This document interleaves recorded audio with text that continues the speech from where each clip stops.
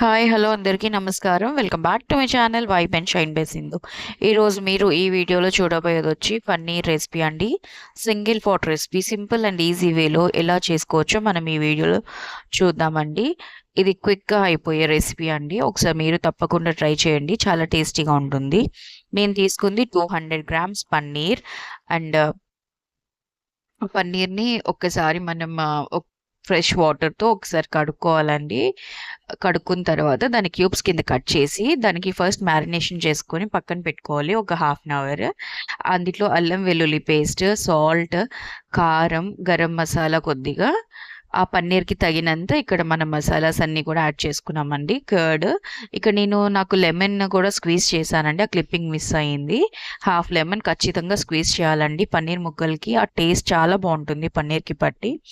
మనం తర్వాత నెక్స్ట్ ఒక పెద్ద ఆనియన్, ఒక 3 చిల్లీస్, ఒక బిగ్ సైజ్ టొమాటో, పుదీనా, కొత్తిమీర, హోల్ గరం మసాలా మనకు కావాల్సినవి అండి. ఇవన్నీ కూడా రెడీగా ఉంచుకున్న తర్వాత కుక్కర్లో ఆయిల్ పోసుకుని మనం ఏదైతే కట్ చేసి పెట్టుకుని ఉన్నామో ఆనియన్స్, చిల్లీస్ ముందు గరం మసాలా వేయించుకున్నాక ఇవి కూడా వేసి బాగా బ్రౌనిష్ కలర్ వచ్చేంత వరకు వేయించుకున్నాక మనం అల్లం వెల్లుల్లి పేస్ట్ పచ్చివాసన పోయేంత వరకు వేపుకోవాలండి. తర్వాత మనం రెడీగా పెట్టుకున్న పుదీనా కూడా వేసుకోవాలండి. నేను పుదీనా కొంచెం ఎక్కువ వేసాను. నాకు ఫ్రెష్గా ఉన్న పుదీనాకు స్మెల్ చాలా బాగుంటుంది అండ్ బిర్యానీకి మంచి టేస్ట్ ఇస్తుంది. మనకి పుదీనాకు ఎక్కువ ఇష్టం లేని వాళ్ళు కొంచెం తక్కువ వేసుకోవచ్చు అండి, బట్ వేసుకుంటే టేస్ట్ అయితే బాగుంటుంది.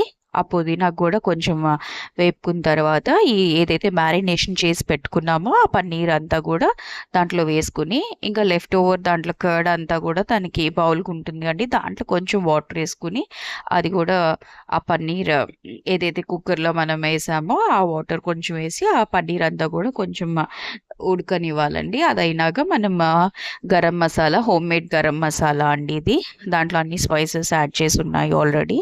సో ఇంకా అందుకనే నేను బిర్యానీ మసాలా అడిషనల్గా వేయలేదు. మీ దగ్గర అలా లేకపోతే కొంచెం బిర్యానీ మసాలా కూడా వేసుకుంటే బాగుంటుంది. ఇదంతా కూడా పన్నీర్ అంతా దగ్గరగా ఈ మసాలా స్పైసెస్ అన్నీ కూడా ఒక 1 మినిట్ వేయించుకున్న తర్వాత బాస్మతి రైస్ మనం హాఫ్ అన్ అవర్ బిఫోరే నానబెట్టుకుని ఉంచుకోవాలండి. ఆ వాటర్ నేను కడిగేసి నాకు ఎంత క్వాంటిటీ ఆఫ్ వాటర్ కావాలో నేను ఆ వాటర్ అంతా కూడా వేసి నానబెట్టుకుని మళ్ళీ మెజర్ చేసుకోవాలండి. మనం ఒక గ్లాస్ బాస్మతి రైస్కి కుక్కర్లో అయితే 1.5 గ్లాస్ ఎగ్జాక్ట్గా సరిపోతుందండి. ఆ వాటర్ వేసుకున్న తర్వాత మనం బాస్మతి రైస్ నానబెట్టుకుని వాటర్ యూస్ చేస్తే స్మెల్ బాగుంటుంది. ఈ వాటర్ కూడా వేసుకున్న తర్వాత మనకి బాగా బబుల్స్ వచ్చినప్పుడే అప్పుడు రైస్ యాడ్ చేసుకోవాలండి.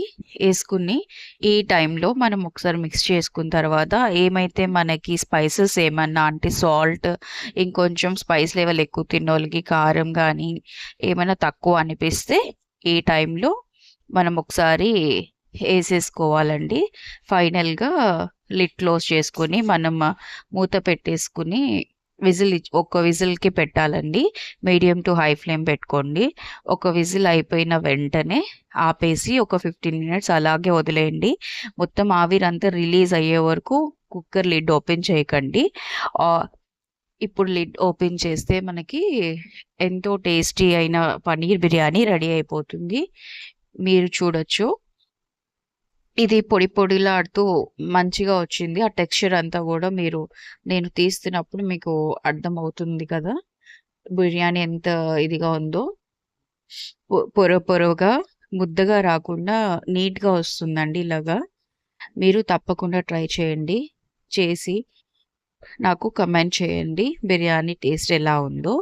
ఈ వీడియో కనుక మీకు నచ్చినట్టయితే నా ఛానల్ని లైక్ చేసి, షేర్ చేసి, సబ్స్క్రైబ్ చేసుకోండి. Thanks for watching the video. Please do like, share and subscribe to my channel. Don't forget to give a like.